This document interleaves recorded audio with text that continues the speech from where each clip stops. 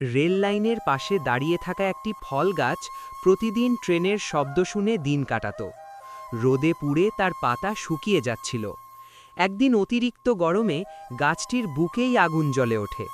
সেই মুহূর্তে আকাশে উড়তে থাকা একটি টিয়া পাখি থমকে যায়। সে জানত এই গাছটাই তার বিশ্রামের ঠিকানা। টিয়া পাখি ভয় পায়নি।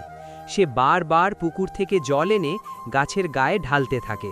ছোট্ট ঠোঁট, কিন্তু বড় সাহস। শেষ পর্যন্ত আগুন নিভে যায়, গাছটা আবার বাঁচে। দিনের পর দিন গাছ বড় হয়, ফল ধরে, টিয়া সেখানে বাসা বাঁধে, ডিম দেয়, স্বপ্ন দেখে। কিন্তু একদিন হঠাৎ দ্রুতগতির ট্রেন এসে গাছটিকে মাটিতে ফেলে দেয়। বাসা ভেঙে যায়, সব শেষ হয়ে যায় বলে মনে হয়। টিয়া কাঁদে, কিন্তু চলে যায় না। সে ভাঙা গাছের পাশে বসে থাকে। কিছুদিন পর সেখানেই নতুন সবুজ চারাগাছ গজায়। টিয়া হাসে। সে বুঝে যায়, যেখানে বিশ্বাস থাকে সেখানেই নতুন জীবন জন্ম নেয়।